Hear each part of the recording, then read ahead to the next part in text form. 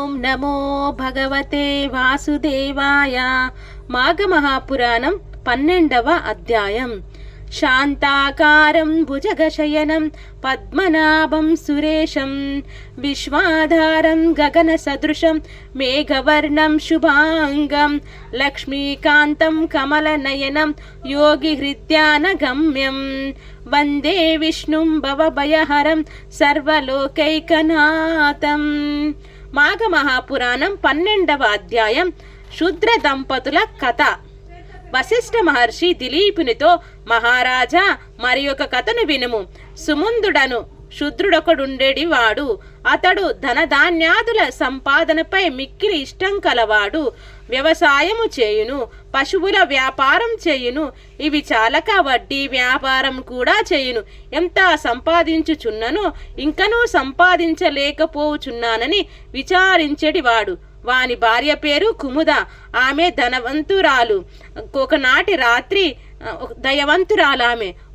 రాత్రి శుచివ్రతుడను బ్రాహ్మణుని వాని ఇంటికి వచ్చెను. అమ్మా, నేను బాటసారిని, అలసిన వాడను, చలి చీకటి మిక్కుట మగుటవనున్నది.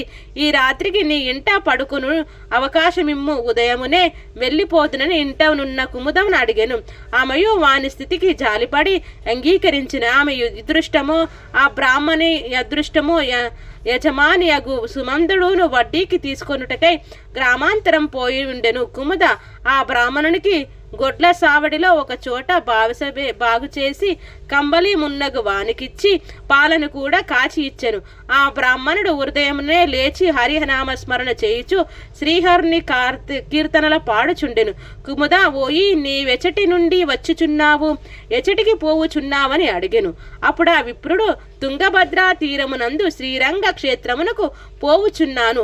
మాఘమాసమున నదీ స్నానము చేసిన పుణ్యం కలుగును, అందులకే ఇట్లు వచ్చి తిని మా సమాధానం నిచ్చెను. ఆమె అడుగగా మాఘమాస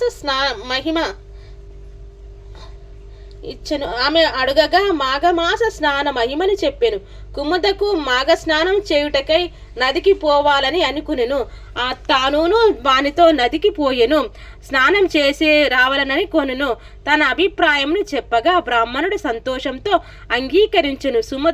సుమందుడికి వచ్చెను. కుముద నదీ స్నానంకు పోవుచున్నటిని భర్తకు చెప్పెను. సుమందుడు, నదీ స్నానం వదదు, అనారోగ్యం కలుగును, పూజకు అనారోగ్యముకు ధన వ్యాయమగును వలదు అని అడ్డగించెను. కుముద భర్తకు తెలియకుండా బ్రాహ్మణుడితో నదీ స్నానంకు పోయెను.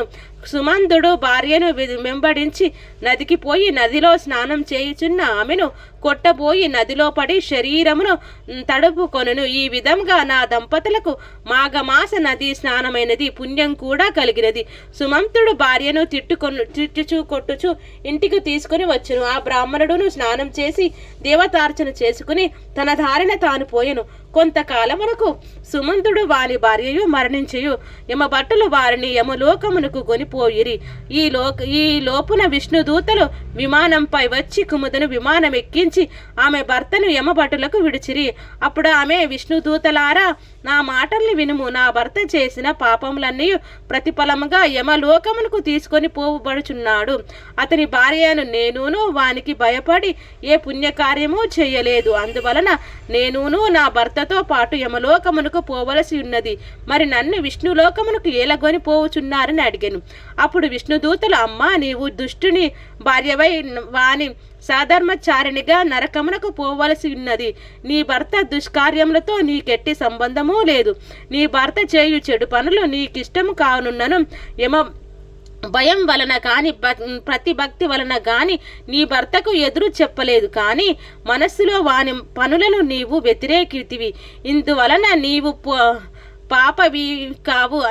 ఇంతేకాక మాఘమాస స్నానమును కూడా మనపూర్వకముగా భక్తితో చేసినావు. కావున నీవు పుణ్యం నొందితివి. నీ భర్త అట్లు కాదు. కావున నీవు విష్ణులోకముకు తీసుకుని పోబడుచున్నావు. నీ భర్త తన దుష్కార్యములకు తగినట్లుగా యమలోకము పోవునని పలికిరి. అప్పుడు ఆమె నన్ను తాగుచు, నా భర్తయు నీటిలో మునిగెను కదా, నా పెనుగులాటలో 3 సార్లు ఆయనను నీట మునిగి లేచినే కదా బలవంతంగా చేసినను ఇష్టం లేక చేసినను మాఘస్నానం పుణ్యప్రదమందురు కదా. ఆ విధముగా చూచినచో నాపై కోపమున నన్ను పట్టుకొని నీటిలో ముమ్మారు మునిగి లేచిన నా భర్తకు మాఘస్నాన ఫలం రావలను, ఆయనను నాతో పాటు విష్ణులోకమునకు రావలను కదా అని విష్ణుదూతలు ఆమెను సమాధానం చెప్పలేకపోయిరి. యమదూతలతో యమలోకమునకు పోయి ప్రాణాలు పుణ్య పాపాలను వద్దను వ్రాయి చిత్రగుప్తుని వద్దకు పోయిరి. తమ సమస్యలను చెప్పి పరిష్కారం అడిగినారు. అప్పుడు చిత్రగుప్తుడును సుమంతుని పుణ్య ఫలముల పట్టికను చూచెను. సుమంతుడును పట్టికలో నున్నయును పాపములే కాని మాఘమాసమున నదిలో స్నానం చేయుచున్న భార్యను కోపంతో కొట్టబోయిన నదీ జలమున పడుట నీటిలో మునుగుచున్న ఆమెను పట్టుకొని తీరమునకు తీసుకొని రావలయునని ప్రయత్నమున నీటిలో పలుమార్లు మునిగి తేలుచుట వలన నితడు ఇష్టము లేకున్నను బలవంతముగా మాఘమాసము నదిలో పలుమార్లు మునుగుటచే వీని పాపములు పోయి విష్ణులోక ప్రాప్తిని పొందవలసి ఉందని నిర్ణయించని విష్ణుదూతలు కుముద తెలివితేటలకు ఆశ్చర్యపడిరి. కుముదను ఆమె భర్తను విష్ణులోకము గొనిపోయిరి. రాజా బలవంతముగా నొక్కమారు చేసిన మాఘమాస స్నాన ఫలముగా పూర్వము చేసిన పాపములు పోయి విష్ణులోకమును చేరి పుణ్యము వచ్చిన దిన్నచో మాఘమాసం అంతయు నదీ స్నానం చేసి ఇష్టదేవతార్చన చేసి మాఘ పురాణము చదువుకొని యథాశక్తి దానములు చేసిన వారికి పుణ్యమెంతయుండునో ఆలోచింపుము.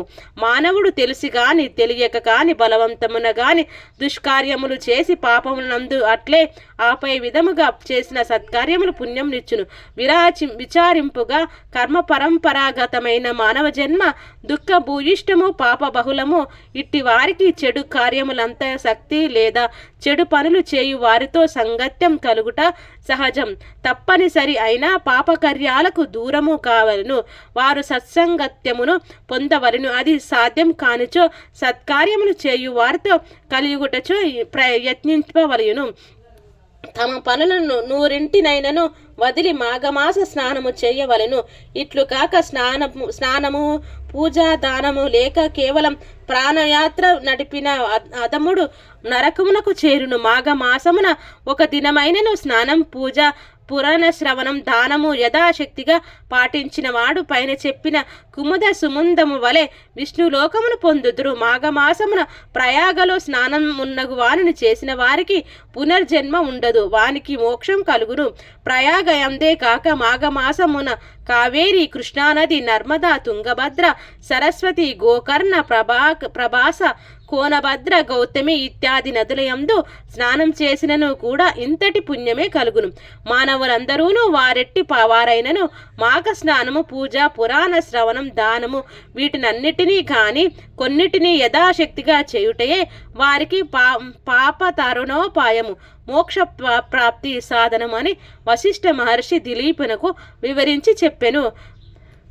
మాఘ మహాపురాణం 12వ అధ్యాయం సంపూర్ణం. ఓం శాంతి శాంతి శాంతి.